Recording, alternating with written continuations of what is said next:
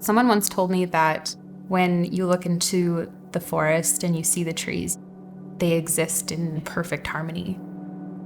If a tree is sick, the plants are going to be sick, the animals are going to be sick.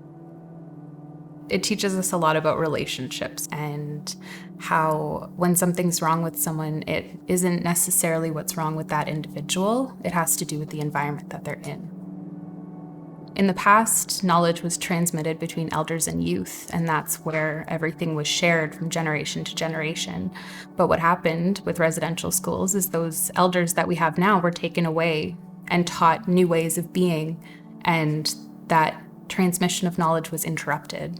So the generation that we're in now is trying to reclaim that knowledge, the knowledge that was lost or forgotten, and that just causes issues with self-identity. Who are we as individuals?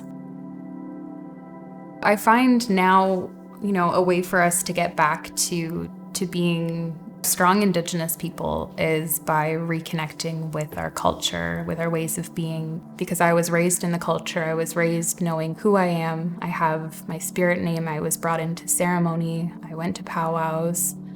Looking back on it now, that kept me on the right track, giving me some sense of pride in myself and my heritage, my ancestry, our spirituality as Indigenous people. When you look at a person who is whole and well, they have their physical aspect, their mental, spiritual, and emotional aspect, and they all have to be in balance for you to be healthy. And right now, what I find is lacking is that spirituality piece, but also how we regulate our emotions and how we cope with trauma. As Indigenous people, where we go to heal is on the land. That's where we're meant to be. That's what's going to breathe life back into us. We need to know where we were to know where we're going. And these are important pieces of our history that'll actually inform, the generations that we're in now, and also the 7 generations to come.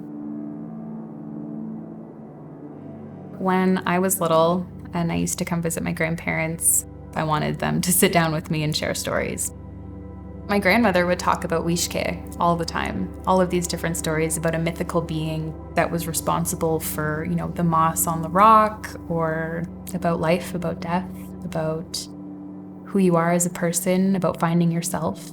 And sometimes it's just something to laugh at, a funny story. When I thought she was just, telling me random stories to, just make me feel better. But then as I grew older, I started reading books as a part of Indigenous Studies coursework, and her Wishke stories were in there.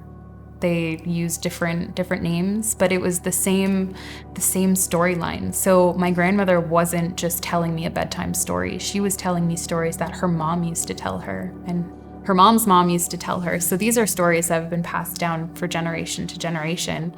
And because they were so important to me, and I still reflect on them as a 25-year-old who's learning about life, I want our youth to have the same opportunity. One of the ways I think we're going to move forward as a community is by building up our youth, by giving them this knowledge so that they can move forward and share this with their children and, the future generations, so that way they'll grow up well-rounded, in touch with their identity. They'll know who they are, and they'll have that sense of pride.